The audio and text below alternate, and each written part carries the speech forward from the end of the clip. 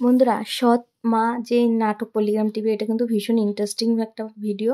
তো দুই বোন, এখানে একজন আসল মেয়ে, একজন সৎ মেয়ে। সৎ মেয়েটা কিন্তু দেখতে সুন্দরী বলে আসল মেয়ের বিয়ে হচ্ছে না। সেক্ষেত্রে সৎ মা কিন্তু মুখে চুনকালি মাখিয়ে রেখে দিয়েছে, কারণ দেখাশোনা আসতে চলেছে। নিজের মেয়েকে দেখতে এসে যাতে সৎ মেয়েকে না পছন্দ করে নেয়, তাই জন্য কিন্তু তাকে এরকম কালি মেখে দিয়েছে, দিয়ে বললো ঘরে গিয়ে যা। তো সেই সময় কিন্তু তার আর একটা কাজের লোক টনি, সে এসে তাদেরকে বাঁচিয়ে নিয়েছে।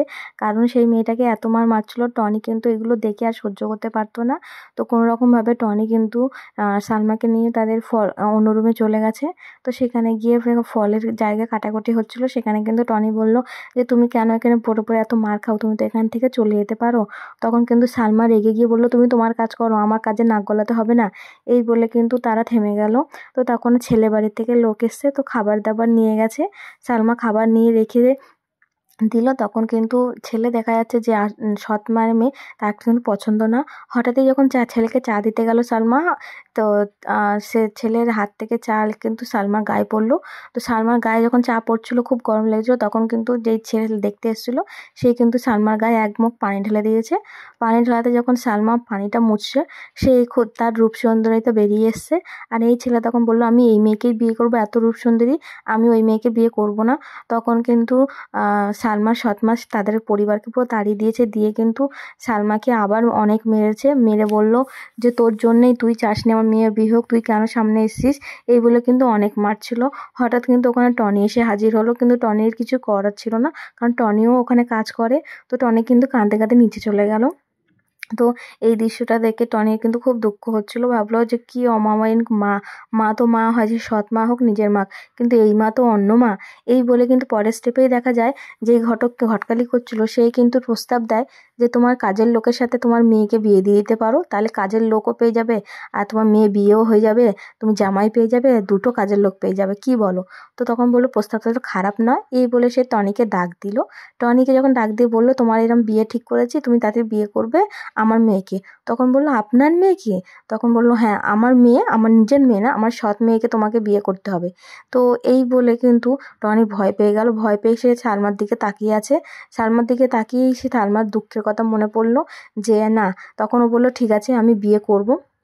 তো এই বলে কিন্তু ওর মা বললো যা রেডি হয়ে আয়। দুজনকে কিন্তু বিয়ে দিয়ে দিল।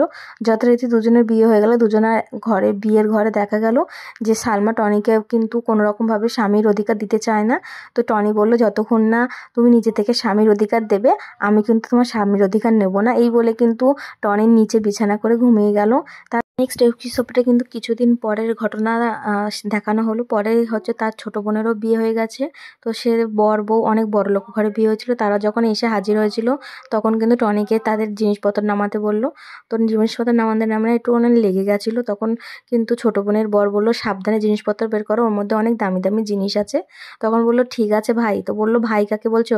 সাহেব বল, সাহেব, আমি তোর সাহেব। তখন টনি বললো ঠিক আছে সাহেব, আমার ভুল হয়ে গেছে। তো এরপরেই কিন্তু যথারীতি সবাই ঘরে চলে গেল। পরেই দেখা যাচ্ছে কিন্তু সালমার খুব জ্বর। সালমা কিন্তু কাজ করতে পারছে না। তখন টনি বলল তোমাকে আজকে কাজে যেতে হবে না, আমি সব কাজ করে নেবো। তখন সালমা বলল তুমি রান্না করতে পারবে না কি? তা বললো আমি কি রান্না করতে পারি না? তো তখন সালমা বলল ঠিক আছে, আমি এতটাও দুর্বল না, নতুন বর জামাই এসছে, তো আমি যাই চলো। তো এই বলে দুজনে আবার রীতিমতন কাজে গেল। সেখানে কিন্তু কাজে দেরি হয়ে গেছে বলে ওখানে কিন্তু অনেক কথা শুনতে হলো। তারপরেই কিন্তু হঠাৎ করেই কিন্তু সালমার নতুন বোনের বর ওকে দিয়ে জুতো পরিষ্কার করানোর জন্য টনিকে অর্ডার করলো। টনি বললো ঠিক আছে আমি যাচ্ছি। তারপরেই দেখা গেলো নতুন ওই ছোটো বোনের বর ছোটো বোনকে বলছে তোমার মাকে টাকা দিতে বলো, আমার টাকা দরকার, যেই জন্য এসছি। তখন কিন্তু ছোটো বোন বললো বলছি। তখনই হঠাৎ কিন্তু মিষ্টি ছিল অনেক রকম। তার ছোটো বোন বলল সালমাকে যে ফেলে দিতে, ওরা কেউ মিষ্টি খায় না। তারপরের স্টেপেই কিন্তু দেখা যাচ্ছে কি সালমা মিষ্টিটা ফেলতে গিয়ে হঠাৎ তার বরের কথা মনে পড়লো যে টনি মিষ্টি খেতে কতটা ভালোবাসে। তো এইগুলোকে ফেলে দিতে বলেছিল, তো ফেলে কেন দেবে? তারপর ও ওর বর টনির জন্য নিয়ে যাবে, যে এত ভালোবাসে খেতে, আর তাদের তো কেনার সামর্থ্যও নেই। তো এই বলে কিন্তু সে কিন্তু একটা বাটির মধ্যে ধুয়ে টুয়ে সেই মিষ্টিগুলো যথারীতি না ফেলে তার বরের জন্য, টনির জন্য নিয়ে যাচ্ছিল। হঠাৎ যখন বাড়ি যাচ্ছে টনিকে টনির ছোট ভাই বললো জুতোটা পরিষ্কার করে দিয়ে তো বললো ঠিক আছে। তো বললো এনে টাকা নে, আর চুরি করার দরকার নেই, 20 টাকা নিবি, নিয়ে বাকি টাকা আমার ফেরত দিবি। তখন কিন্তু টনি বললো আমরা চোর না, আমরা গরিব হতে পারি। তো বললো না, সবাই এরকম বলে, গরিবরা এরকমই হয়। তো তারপরের স্টপেই দেখা যাচ্ছে কি সালমা খাবারগুলো যখন নিয়ে যাচ্ছে তার সৎমা ধরে নিয়েছে, নিয়ে বললো ও খাবার চুরি করে নিয়ে যাচ্ছিস, আমার জামাই রান্নার খাবার তুই চুরি করে নিয়ে যাচ্ছিস। এবারে বুঝলাম আগের দিন যে 2000 টাকা চুরি হয়েছে তার মানে তুই চুরি করেছিস। তখন কিন্তু সান বলছে আমি চুরি করিনি, বোন খেতে ফেলে দিতে বলেছিল তাই আমি নিয়ে গেছিলাম। তো বললো আমার সঙ্গে মিথ্যে কথা। এই বলে কিন্তু সে সালমাকে খুব মারছিল। হঠাৎ ওখানে টনি এসে হাজির হলো। টনি এসে বললো ছাড়েন, ওর এতটা শরীর খারাপ, এতটা জ্বর, তারপরেও কাজে এলো, আর আপনি ওকে মারছেন কেন? মারছেন ওকে? তো বললো মারবো না, আমাদের এত দামি দামি মিষ্টি আমার জামাইয়ের জন্য আনা, ও কিনা এই প্যাকেটে করে চুরি করে নিয়ে যাচ্ছিল। তখনই কিন্তু তার ছোট বোন ওখানে এসে হাজির হলো। সে বললো না না, ও চুরি করেনি, আমি বলেছিলাম ওটা ফেলে দিতে, ফেলে দিলে তো কুকুররাই খেত, তা ওরাই খাকগে না। তো তখন কিন্তু টনি তা অনেক ছোট বড় কথা শোনার পর কিন্তু তাকে বললো সালমাকে কি তোমার লজ্জা করে না, এখানে তুমি পড়ে আছো, কেন পড়ে আছো? তোমাকে এত মারে তাও তোমার আক্কেল হয় না? চলো আমার সাথে, আমি এখান থেকে তোমাকে নিয়ে চলে যাবো, অনেক দূরে যাব, দরকার পড়ে তোমাকে নিয়ে ভিক্ষা করে খাবো, তাও তোমাকে এখানে আর রাখবো না। এই বলে তারা চলে যেতেই কিন্তু তার মা বলুন না, সালমা কোথাও যাবে না, সালমা আমার মেয়ে এখানেই থাকবে। তখন টনি বলল না, সালমা এখন থেকে আমার বউ, আমি যেখানে নিয়ে যাব ও সেখানেই থাকবে, আর ও সেখানেই যাবে যেই অবস্থায় রাখি। এই বলে কিন্তু সে সালমাকে হাত ধরে নিয়ে যাচ্ছে, আর সালমা কোনো রকম বক্তব্য করেনি, মন্তব্য করেনি। সে কিন্তু তার স্বামী টনির সাথে কিন্তু যেখানেই নিয়ে যাচ্ছে সেখানেই যাচ্ছে। আর দেখে অবাক কি ওকে এতটাও ভালোবাসতো, কেন আগে বলেনি যে ওকে এতটা ভালোবাসে, তাহলে কিন্তু এতদিন ও এখানে পড়ে থাকতো না।